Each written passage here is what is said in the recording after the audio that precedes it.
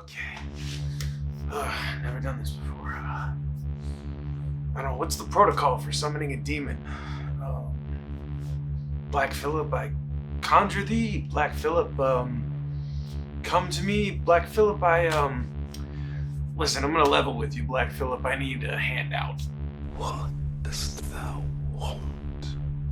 What canst thou give? Wouldst thou like the taste of butter? A pretty dress? I was kind of hoping for something by way of, boosting followers, maybe some more exposure. Wouldst thou like to see the world?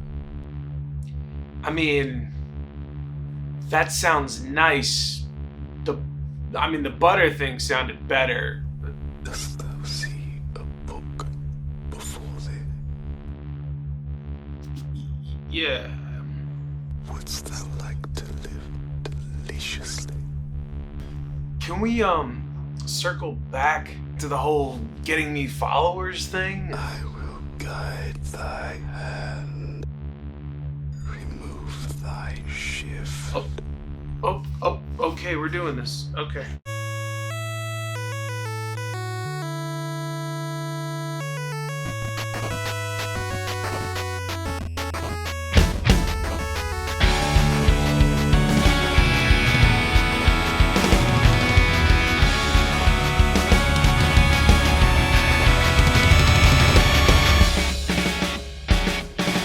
The Witch, a New England folktale, was the directorial debut of filmmaker Robert Eggers. Premiering in January 2015 at the Sundance Film Festival to rave reviews, the film was then picked up by A24 for distribution, making its way into theaters all over the country by February of the following year. And it fucking killed it in the box office, grossing roughly $40 million during its theatrical run, which is quite a fucking turnaround for a movie that was budgeted at $4 million. That's 4 to 10 and... math's hard, okay? Taken from historical accounts and journals from the period in which the movie is set, The Witch tells the story of a family made outcasts from their community, who are terrorized by a coven of witches. Not to mention the influence of old Scratch himself. Beginning with the most vulnerable, every member of the family is killed off until only one remains, the eldest daughter, Thomasin, who signs her name into the Devil's Black Book and joins the very coven of witches that was responsible for killing her siblings. The movie begins with Thomasin, our protagonist, who stands before a tribunal with her brother Caleb and her parents, William and Catherine. The movie's vague at best when describing the exact reason for the tribunal taking place, but it's got something to do with the fact that William is a pious asshole. And this is a Puritan community, so too pious for the Puritans? Good God, he must have been insufferable. Whatever the reason may be, the family is banished from the plantation, and so they go out into the wilderness to make their own way in the world. Sometime later, it could be as long as a year, we don't really know. Thomasin takes her newborn brother out to the edge of the woods to play, what else but the timeless classic peekaboo. There you are. Boo! Samuel! And then...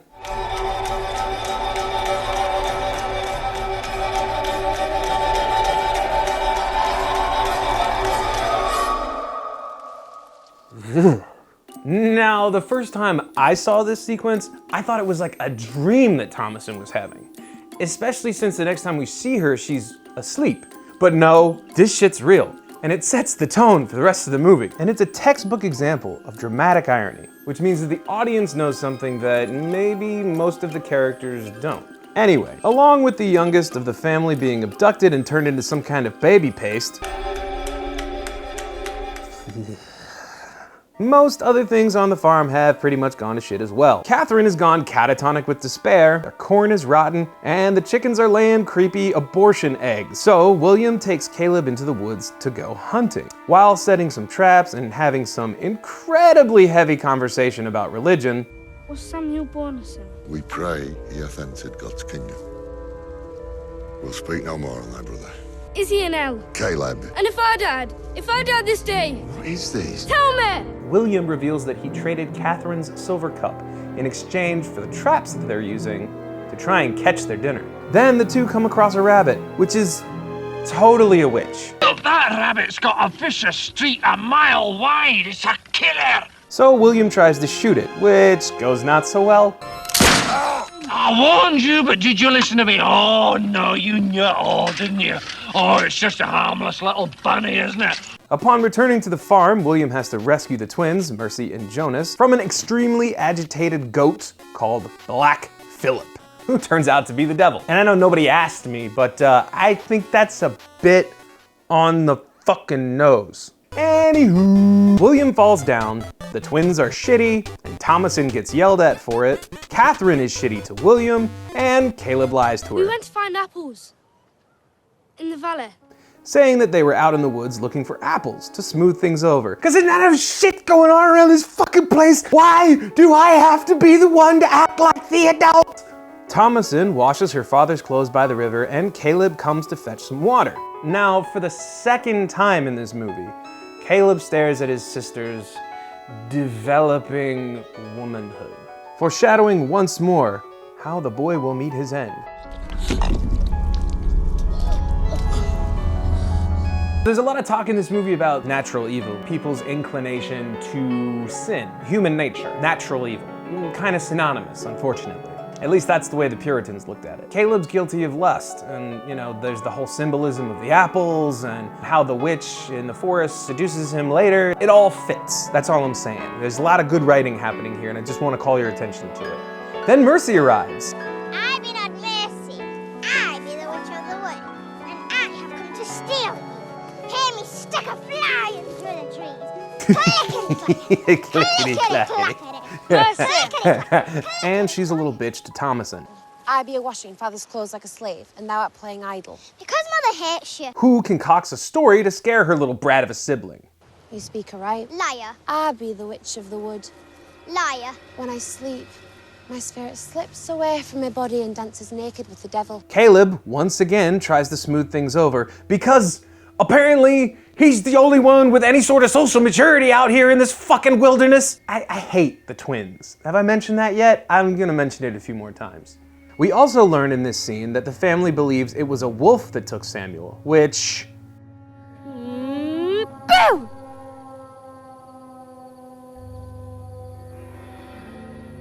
Sure, whatever. But for the most part, poor Thomasin is the one who catches all the heat. That night, as the family eats a meager supper, Catherine pretty much goes off on her daughter about losing that silver cup.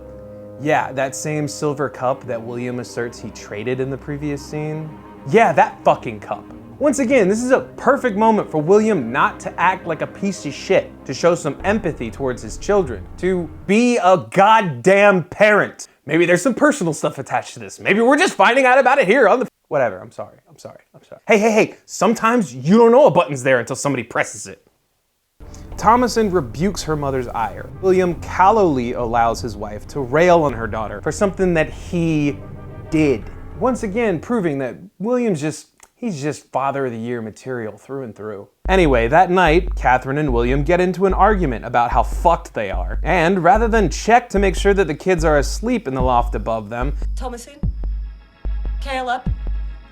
Are you abed? I mean, seriously, it's not even like there's a fucking door.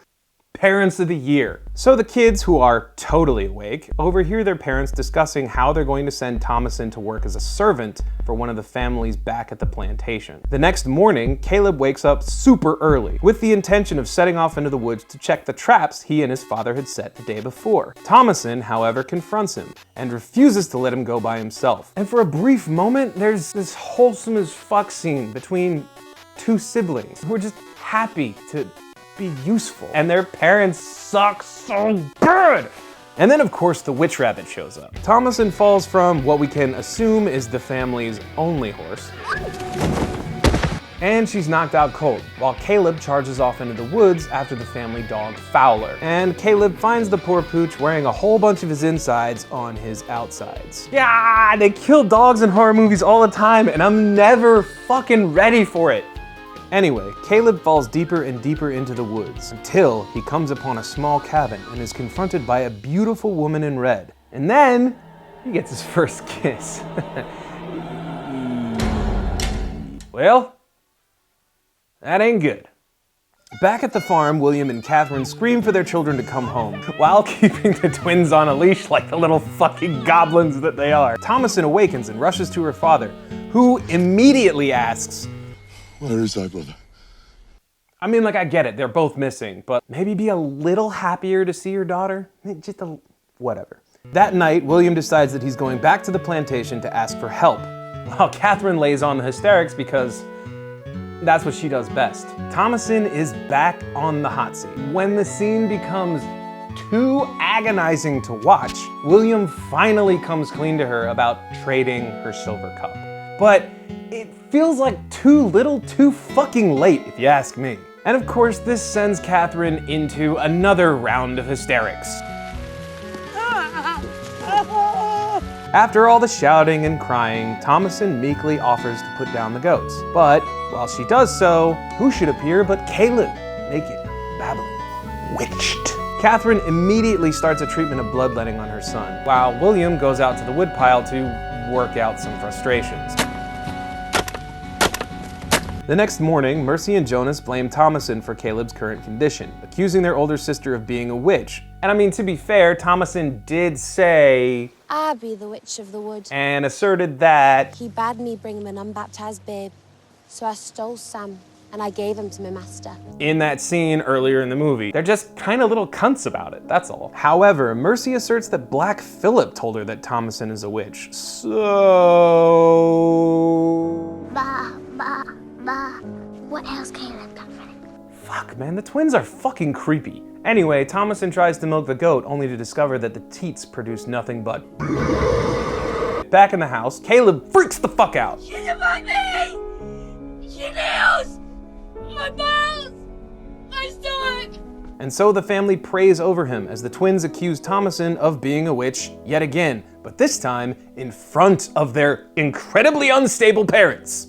I'll not hear it. I'll have proof or heaven help thee. On thy knees. And right about here, everything starts to circle the drain. Caleb dies after putting on one of the best performances in the fucking movie.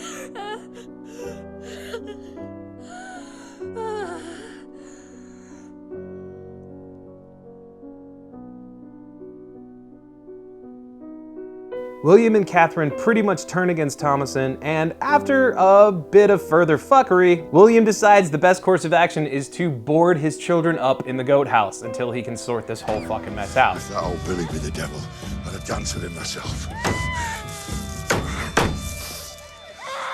I'll break the out upon the door. Once again, Father of the Year material. And then the siblings have this little conversation. Are you witches? Self, I think I am. Are you? No. Does he really speak to thee? But I'd like to point out that Thomasin is the only one who denies the fact that she has anything to do with the devil. The twins never deny it. That night, William's back to chopping wood, and he has a real proper come to Jesus moment. It is my fault. I am infected with the filth of pride, and I'll lick the dust of thine earth. I beg thee, my Christ. I have not damned my family. Anyway, while old Bill's chewing on the loam, Catherine is visited by her departed sons, and then... Ew. And then this happens.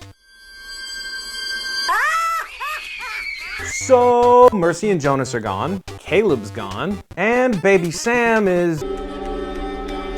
Fuck, that never gets any easier to watch. Black Phillip kills William. Thomasin kills Catherine. And then Thomasin's left alone. So, going against everything that she's been told her whole life by two people who turn out to be total fucking lunatics, Thomasin invokes Black Phillip and signs her name into the Devil's Book, joining the very coven of witches who, as I previously mentioned, killed all of her siblings. And that's the end of the movie. Things I liked. All right, like I said it before, but everyone in this fucking movie kills it. I talk about this in the review for The Conjuring, that good child actors are kind of hard to come by. I mean, you hope for a Dakota Fanning, but sometimes you just end up with a Jake Lloyd.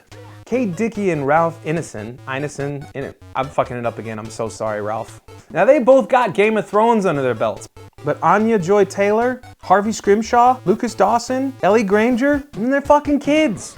They've got very little credits to their name before this movie, and they fucking annihilate it. Another thing that I love about this movie is the lighting. Holy shit, is it good. And you know, not just the practical lighting where the hut is lit at night. Like, take a look at this scene. How pretty is that? Like, that's not natural moonlight, but it looks like natural moonlight, doesn't it? This movie is one of those perfect examples of how all of these great things come together to really make an amazing piece of cinema. And man, Robert Eggers, I can't wait to see what else you do, man. Now, I kind of talked about this a little bit before, but I really like that William splits wood when he's mad. And then at the end of the movie, when Black Phillip kills him, he's buried under all the wood. I mentioned this before, Caleb's natural evil is lust, and the symbol of the apple, the forbidden fruit. There isn't an inch of this story that's wasted.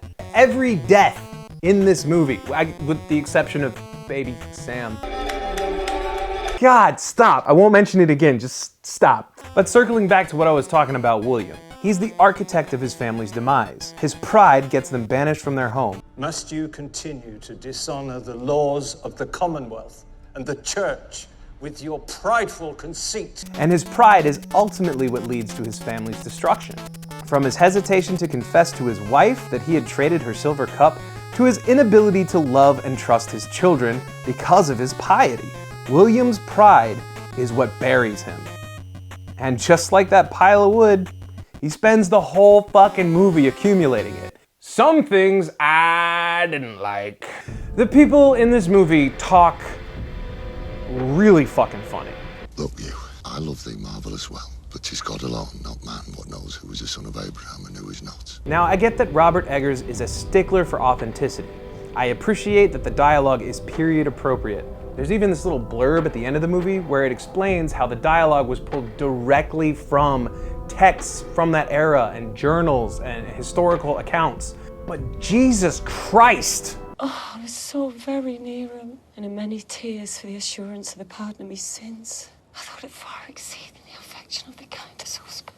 Between all the fucking colloquialisms and Yorkshire accents thick enough to cut with a goddamn knife. My corrupt nature is empty of grace, bent unto sin, only unto sin, and that continually. You pretty much have to watch this movie with subtitles. I'm not saying I don't appreciate it. I'm just saying it was hard to watch the first time. Also, I hated the fucking twins. I know I mentioned this earlier, but I feel like I'm supposed to hate them. So I don't know if this is really something that belongs in this section, but it's the only place I could find to talk about. I really have a hard time understanding their motivations. I mean, Thomasin and Caleb are relatable as fuck, so why are the twins so unlikable? Is it because of Black Phillip's influence? I'm gonna explore that in just a second, but do you see what I'm saying? If William's gonna believe the twins over Thomasin later on in the movie, maybe give us some pathos. And lastly, Kate Dickie. Let's talk for a second, Kate. How on earth do you get typecast as the crazy bitch who's breastfeeding things that she's really not supposed to be breastfeeding? Your aunt has done a bad thing, Robin, a very bad thing. I mean, it's a niche market, don't get me wrong. Someone's hungry. And you do it really well. But now on to my favorite section, what I would have changed. And I've said it before and I'm gonna say it again, so listen clearly. I'm just some asshole on the internet who's talking about movies that aren't really that relevant, so make of that what you will.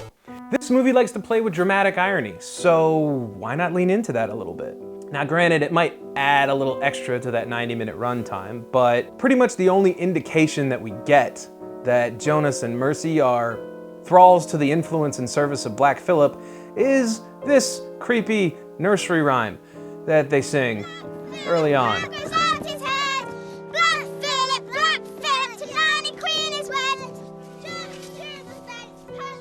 Jonas, Mercy, come hither.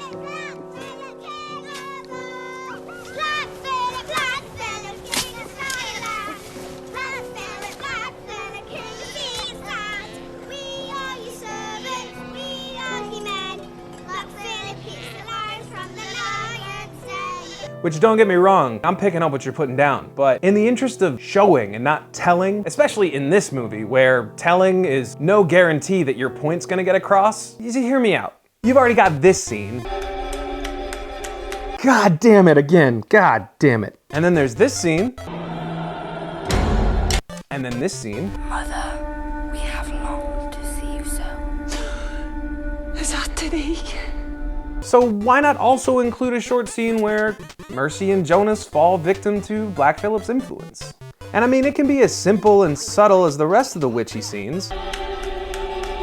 Except for that one. That one's not subtle at all, and please stop showing it to me. It just feels kind of important because William and Catherine side with the twins over Thomason. I get that it might have been the point to create confusion towards the end of the movie. It just felt frustrating and weird, and honestly, I'm nitpicking. This is a small problem in a movie that is really solid. So just remember, all of this bullshit, man, that's just my opinion.